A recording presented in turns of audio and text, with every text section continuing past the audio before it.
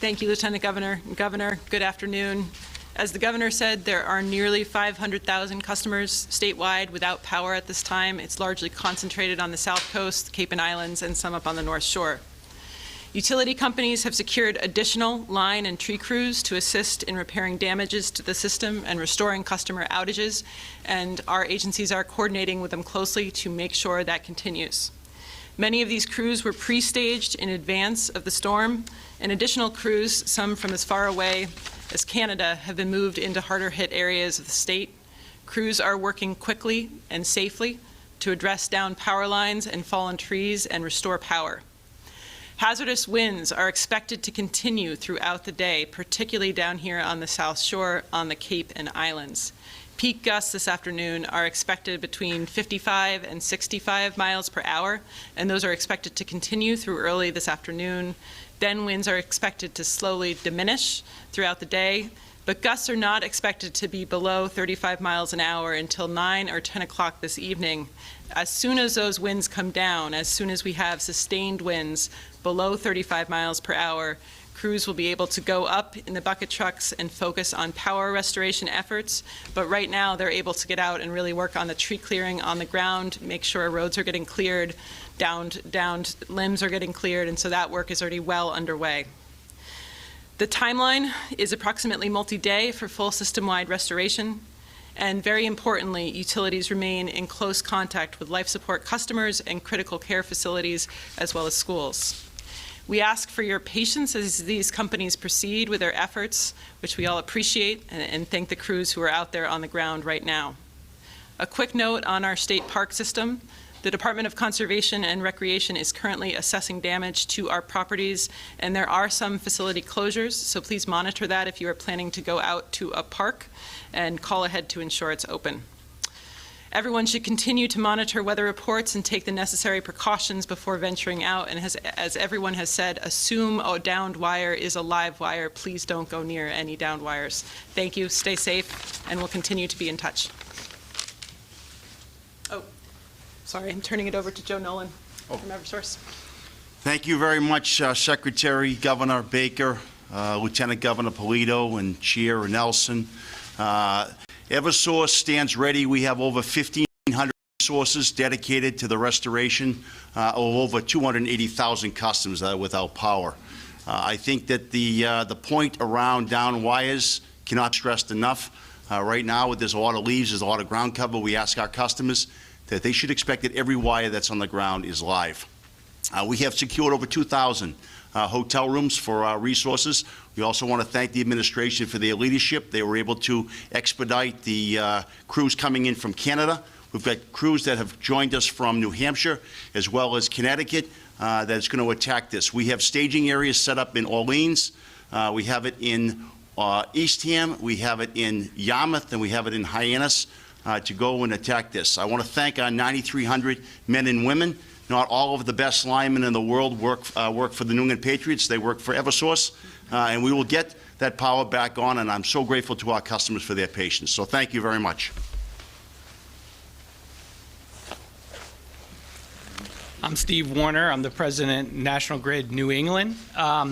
Just like Joe said, it can't be said enough, and it was said earlier, if there are any down wires in your neighborhood, please make sure those have been reported so we can address those in a timely manner. In this initial stage of the storm, that is our top priority, is the public safety. Several other safety messages were shared with you, but I'd like to add one additional. If you are a person who has a home generator, portable home generator, please make sure that that generator is outside of your home when it's being turned on. There's too many risks of carbon monoxide poisoning associated with indoor generator use, and they do not belong indoors. So please, if you have a generator, make sure it is away from your home when you power it up. With regard to restoration progress, even though we're still in the storm, we've had over 300,000 customers impacted here in the state of Massachusetts that are National Grid customers. About 30% of those have been restored, and we continue our restoration progress. As said earlier, we've acquired crews from outside of the area and brought them in advance. Additional crews are arriving today, and additional crews are arriving tomorrow, and we will stay at this until every single customer is restored. But I can't emphasize enough Our top priority is keeping all of you informed and keeping all of you safe throughout this emergency. I'll turn things over to Sam. Thank you. Good afternoon. Sam Phillips from the Massachusetts Emergency Management Agency. As the governor said, we've been working very closely with our partners at the State Emergency Operations Center and at our Regional Emergency Operations Center in Tewksbury, and really working very closely with our municipal partners. All disasters are local, and they really are in the thick of things, and so we appreciate the work that they've been doing since very late last night and early this morning. As utility crews begin their work in earnest, we ask for the public's patience and assistance to ensure that we get through this safely. Think about yourselves, your kids, your pets, and as everybody has said here this afternoon, every wire that's down should be treated as a live wire. Please don't take any risks with that. Please stay informed by monitoring local media, local municipality social media channels. Keep your cell phone charged if possible. Visit friends and families' homes to do so. If you need to charge your device. If you have battery-operated radios, that's also a good way to stay informed through the duration of this event. If you're in an impacted community and you don't need to travel, we ask that you stay off the road so that crews can begin and get through their cleanup work as quickly as possible.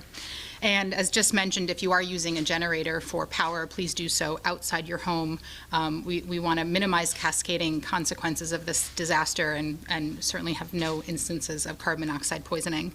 Please use flashlights, don't use candles or anything that could create a fire hazard. Our local municipalities, our first responders and law enforcement and firefighting have a big enough job to do already, just dealing with road closures and down wires and down trees.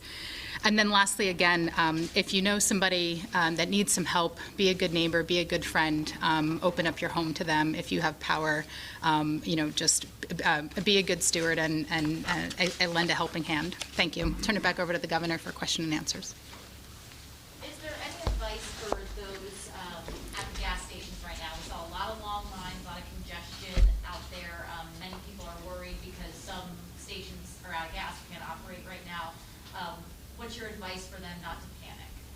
Well, I guess the first thing I'd say is if you don't fill it all the way up, fill it halfway up or 3/4 of the way up so that whoever's behind you has an opportunity to fill up as well. I think when we talk about a multi-day event, we're not talking about many multi-days. We're talking about something that's going to take a few days to clean up. As it gets cleaned up, obviously those stations will become available to get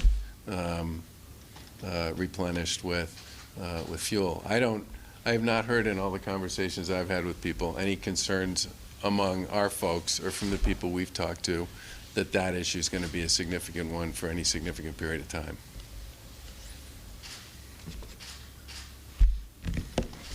Other questions? Let me just close this by saying again, live wires, just assume every wire is a live wire. If you need to go out, be careful and keep your eyes open for these crews, because as both National Grid and Eversource said, and this would certainly apply to the municipal folks if they have issues as well as to Unitil, there are going to be a ton of crews out there. And they're going to be, in some cases, not all that visible. Hopefully, most of the time, they'll have flashing lights on their trucks. But in some cases, they're going to be working on trees, and they may not be as visible to you as you're coming down the street as they might normally be if these trees had lost their leaves earlier. They didn't.